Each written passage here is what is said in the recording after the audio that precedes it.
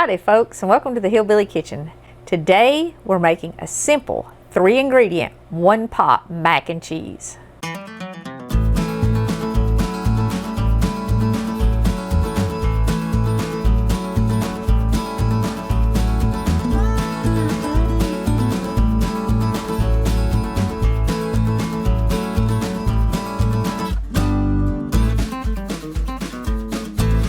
Now this is the easiest, creamiest mac and cheese recipe you are ever going to find anywhere.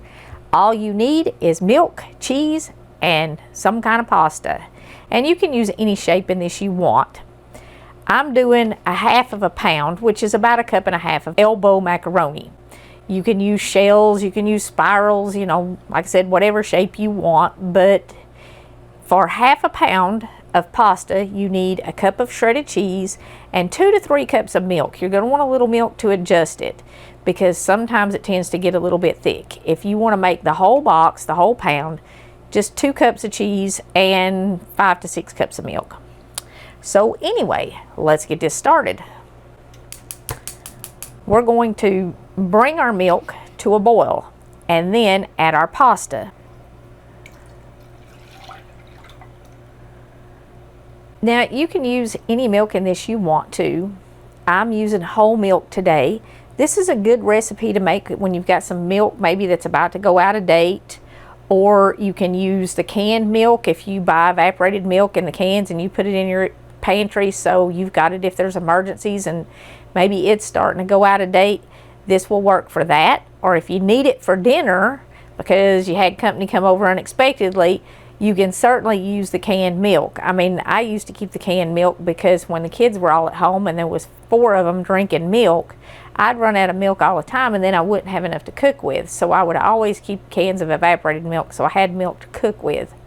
So you can use it for that. You can use powdered milk, whatever you want. Any kind of milk will work.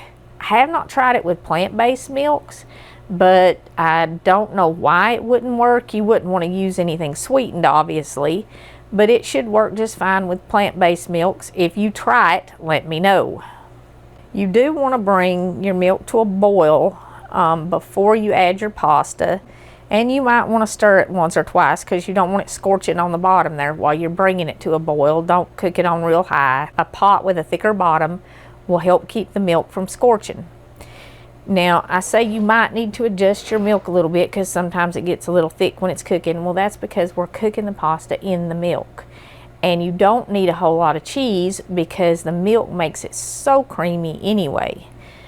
And you can use any cheese you want. I'm just using a little regular cheddar. You can use something sharp. You could use Swiss. You could use whatever, and you can add more. It's just up to you. I do like to put just a little bit of salt and pepper in mine, but it's not entirely necessary because the cheese does tend to have a slight, it has some salt in it, so that will help.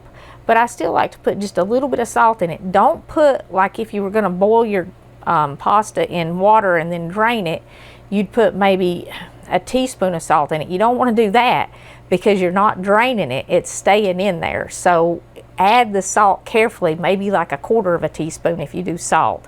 And you can always adjust it and taste it after it's done. Okay, once your milk is boiling, go ahead and add your pasta, whatever kind you're using. Add it kind of slow so that your milk continues to boil.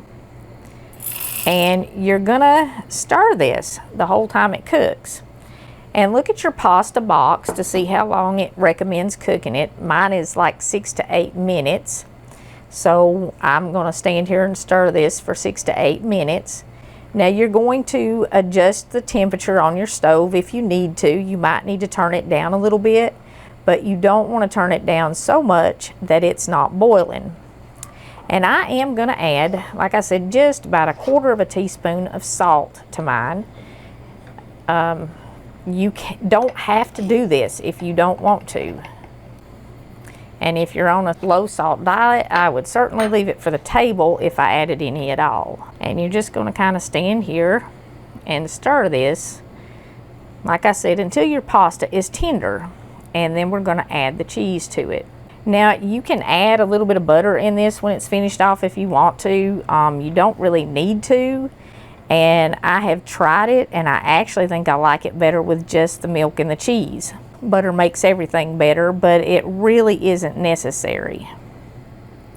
If you're maybe using powdered milk, you might want to add a little butter to it just to add some fat in it.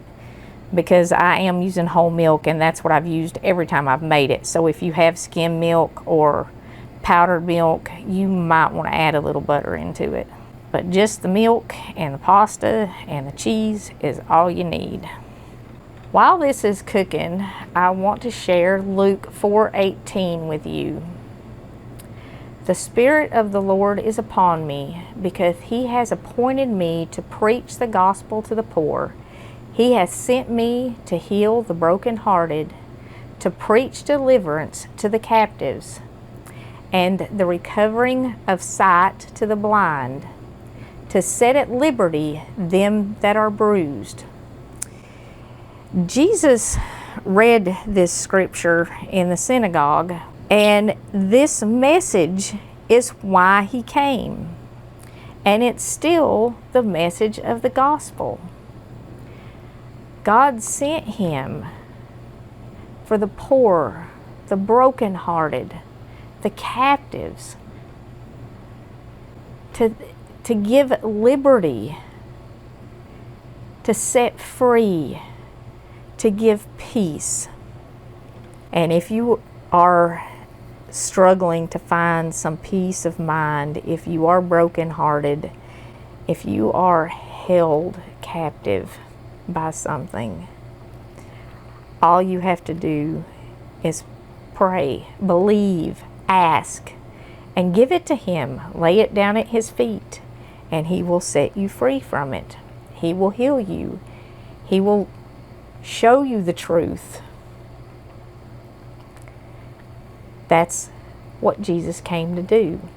If you need that, if you need to be set free, it still is relevant today. It's still as real today as it was when Jesus read it over 2,000 years ago when He was standing in the synagogue. All you have to do is ask Him for it and believe it. Okay, I think this is about done. Check a piece or two of your pasta and see if it's tender. I think that ought to be good now. I'm going to add my cheese and stir it in. Cut the heat off because I don't need any more heat. That cheese is going to melt just fine, and I don't want my cheese to scorch. But you can see how thick this is, and as the cheese melts, it's going to continue to get thicker. If it ends up getting a little bit too thick, just add a little bit more milk to it. You might need to turn it back on for a minute if you have to add more milk. But this looks like it came out just about perfect.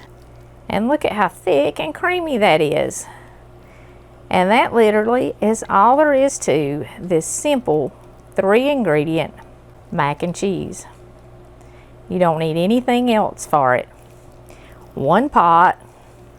And I don't know, well, maybe 10 minutes because you got to bring your milk to a boil.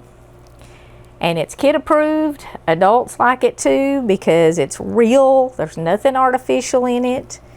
And, you know, if you've got milk that you need to get rid of, it's, you know, it'll use that up. But even if you don't, if you're using milk, it's still cheaper than those fancy boxes with this packets of cheese in them that you squeeze out, and this is better than those are. And it's better than using the processed cheese like the Velveeta stuff. This is better than that, much creamier. So it's save you some money, save you some time, and everybody likes it. One pot, 10 minutes, you can have it done. Give this one a try. It's a keeper, I promise. Thank you so much for joining us again in the Hillbilly Kitchen. If you haven't already, please don't forget to click like and subscribe before you leave. Share our recipes and our videos with your friends. And until next time, remember to put God first.